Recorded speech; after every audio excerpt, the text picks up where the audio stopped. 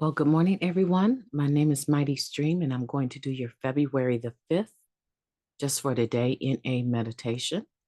I hope you're doing well this morning.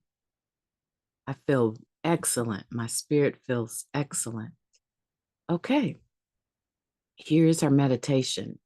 Keep coming back.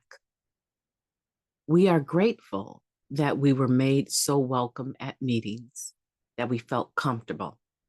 That's from the basic text, page 83.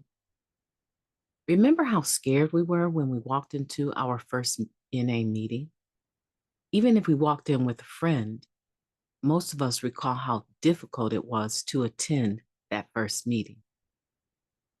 What was it that kept us coming back? Most of us have grateful memories of the welcome we were given and how comfortable that made us feel. When we raised our hand as a newcomer, we opened the door for other members to approach us and welcome us. Sometimes the difference between those addicts who walk back out the door of their first meeting, never to return to NA, and the addicts who stay to seek recovery is the simple hug of an NA member. When we have been clean a while, it's easy to step back from the procession of newcomers. After all, we've seen so many people come and go. But members with some clean time can make the difference between the addict who doesn't return and the addict who keeps coming back. By offering our phone numbers, a hug, or just a warm welcome, we extend the hand of Narcotics Anonymous to the addict who still suffers. Just for today, I will remember the welcome I was given when I first came to NA. Today, I will express, a bit different. I will express my gratitude by offering a hug to a newcomer. Yeah, expressing our gratitude is something that takes practice too. But let's take a moment of silence, followed by the wee version of the Serenity Prayer, please. Moment of silence now.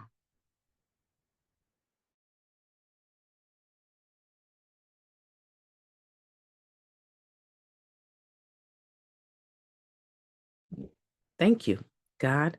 Grant us the serenity to accept the things we cannot change, the courage to change the things that we can, and the wisdom to know the difference. Just for today, please and thank you. Do you remember your first meeting? I'm sure you do. Most of us can remember our first meeting, and we can remember certain people approaching us, maybe, and maybe we weren't really comfortable with that.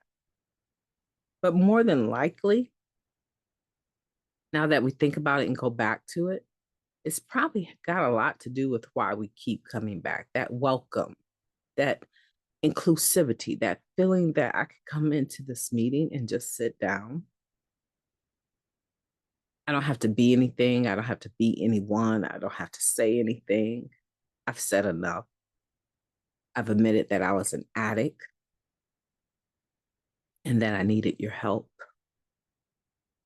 And I get your help, right? As a newcomer, I get your help just by being present in the meeting. Let me tell you, a number of things happen by being present in the meeting as a newcomer for me. One, I was so distracted with the shares of other people.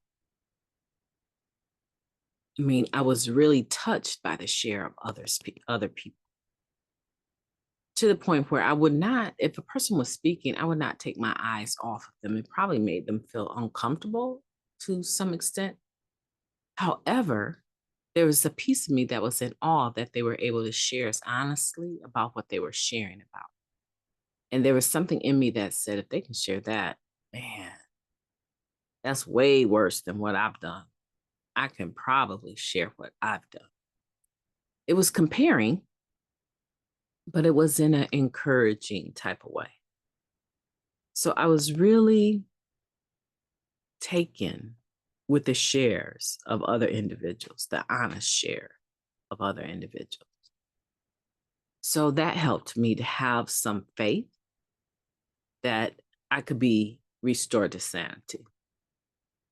Another thing that happened to me was that I saw a group of people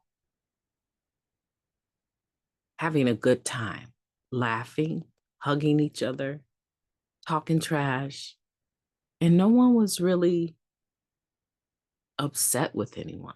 I'm sure there probably were situations like that, but I didn't see that in the fellowshipping before and after the meeting. And I saw encouragement. When people would share, people would encourage other ones. But you better say that. Come on now. Oh, you tell my story. Oh, you read my mail. You would hear these little side comments as people were sharing that let you know that people were very supportive of one another. So that helped me to believe that I wouldn't be rejected, that I would have a day and a time when I could actually smile and sincerely laugh again without having to be high to do it. The other thing that happened for me at my first meeting, that time period of making my first meetings, was that I saw that that period of time that I would actually sit in the meeting paying attention, I didn't think about getting high. I didn't think about it. And it made sense to me that if this is something that can distract me from that obsessive thought of getting the next one, maybe it's something I need to do more of. And eventually I was able to work it into my life where I was able to make a meeting every day. But it took a while. It took a while. I'll admit that. It took a while. And now today, we have NA meetings, virtual NA meetings worldwide. And I can wake up at any hour and make a meeting. My recovery has been improved as a result of the pandemic. It has increased in quality as a result of the pandemic. So what's your story? What is the reason why you keep coming back? And if the reason why you keep coming back has anything to do with hospitality, the hospitality and warm welcome that you received, the camaraderie, the feeling, the sense of belonging, that's something that you received free. And at the end of the day, I want to ask you, are you giving it back? Did you used to give it back, but you don't anymore? And are you in a position to start doing it again?